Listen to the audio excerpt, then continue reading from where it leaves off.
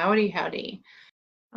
So hey guys, Melissa here, and I am helping badass babes develop their spiritual gifts without fear and self-doubt. So that's what I'm all about. If you're here now, say hello. If you're catching the replay, definitely let me know you're doing that, and then I can say hi later.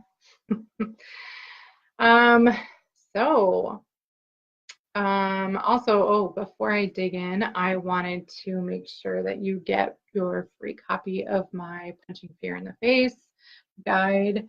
It's a 6-step guide to kind of a quick fix for kind of getting over some fear related to spiritual stuff. So that's in the description. The question I got recently: is there a downside to being a psychic medium?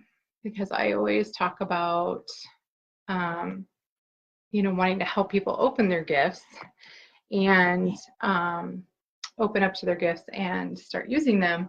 And so someone asked me if there was a downside to that.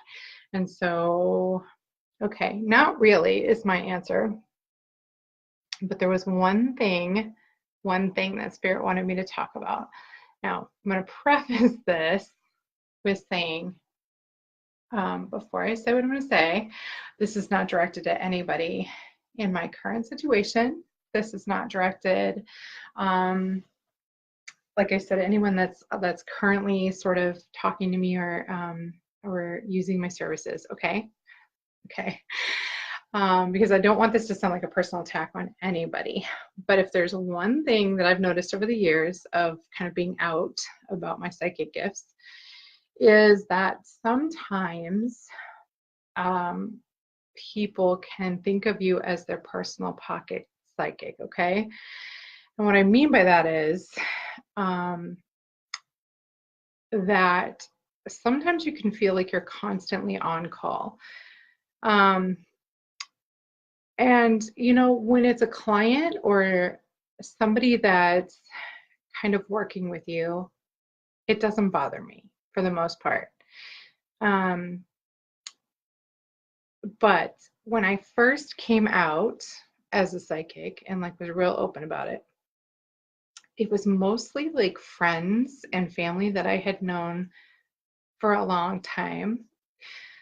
And then it kind of became this thing where the only time I would hear from some people was when they wanted me or needed me to do something psychic for them. One in particular who I can talk about, I'm not going to call by name, but I know for a fact that they won't watch this video because they don't follow my business. They don't follow what I do. They just want me to perform, right, when they want me to. So the one person in particular that I'm thinking of literally only calls me when they have a psychic question now. And it's somebody that I've known pretty much my whole life. And the only time I get a phone call now is, hey, I think I have a spirit in my house. Can you tune in and see? Or, hey, I'm really sad. Can you do a reading for me? Or, hey, can you try and tune into my grandma or something? And it's like, no, listen, number one, this is my job. It is my life, but it's also my job. This is what I do for a living. So yes, I would be happy to do that for you, but you can pay the normal fee, right? Just like any other client that wants me to do something like that. So like I said, this is not directed at anybody in my life right now, so I don't want anyone to feel like they can't come to me and ask questions. Absolutely do it.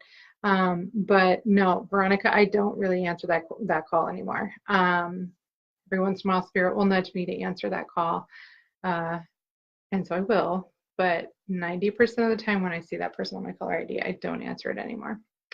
And I just... I just say you know what, I'm a little busy. Do you need something? Is it super important? Or, stuff like that. So, but I think that, people need to remember that this is our job, right? those of us that do this as a job, this is our job. Kind of like photographers. I was a photographer for a long time, and I got this as well, that they kind of expect you to do it for free. And no, like if I'm doing it as a job, then you should respect me and pay me like it's my job, right? And like I said, I am happy to do this stuff for free. I offer my services for free all the time to my friends. But that's on my terms, right? Like when I feel like I want to give that service or that that help for that person, I will offer. But that's the only thing for me that really is a downside, is that boundaries get really fuzzy sometimes. That people don't respect your boundaries as a person.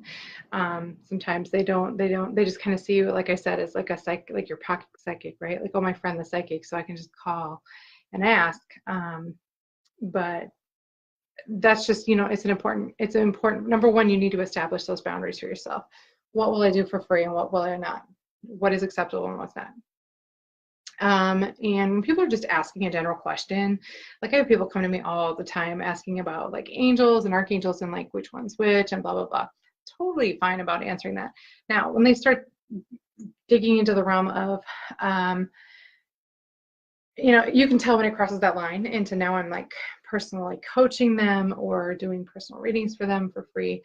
Those kinds of things. When it starts to kind of navigate into that territory, then I just say, hey, you know what? It sounds like you could benefit from a small session. Just like book the cheapest one. Just like book some time, and we can like sit here and just knock this out, right? Like go over everything. So yeah. So anyway, that is pretty much the only thing I can come up with that really, really has come up as something that I felt was on negative, right? A downside. But honestly, not really. And it's not, I don't know. I have my boundaries in place now where I feel comfortable enough to just tell someone when they're crossing the line. So Kimberly says the downside is the emotions she has with knowing everything about others. Kimberly, it sounds like you're crossing some boundaries that you need to set up some boundaries as far as when you tune into energy and when you don't. You don't constantly have to be wide open and sucking everything in. In fact, that's not very ethical. So definitely look into setting up some personal boundaries, how to turn your light on and off, because you shouldn't be walking around just wide open all the time. Because you're going to go crazy, girl. You're going to go crazy. Okay, let's see. Is it Kia? How do you say your name? That's a pretty name. Downside for me is that I know when people are about to talk to me when I leave the room and have spoken about me, know everything that people lie about. My husband hates it. Yeah, it's obviously good to know when people lie and to know true things, but it's hard. Yeah, lie detector. I do that too. You know what though? You get to learn who you should talk to and who you shouldn't, I suppose. Katie, it's hard for me to ask for money when people start asking questions. Cool. Well, Katie, like I said, it's up to you to decide when that person has crossed the line into, okay, now they're more of a client. I'm totally cool with people asking me questions, a couple, right? But if it turns into, okay, they're starting to ask me like 50 questions in a row. Okay, now we're running into like, maybe you should book a session. You know what I mean? Sounds like you have some stuff we need to talk about. Keep in mind that when it feels good and when it doesn't feel good, right? So keep those healthy boundaries in place, and if you need to ask for money, do so. Or just say, hey, you know what? That's something that I actually cover in such and such a session, whatever you offer, stuff like that, so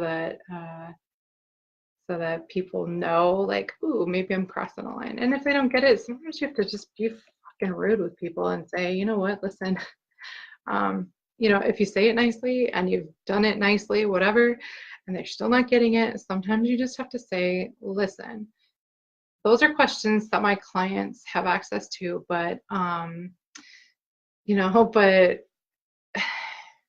or just tell them like this is I say, you know, I have had to say to somebody once that, you know, hey, listen, I would be glad to help you, but we're kind of navigating into territory that is stuff that I charge people for.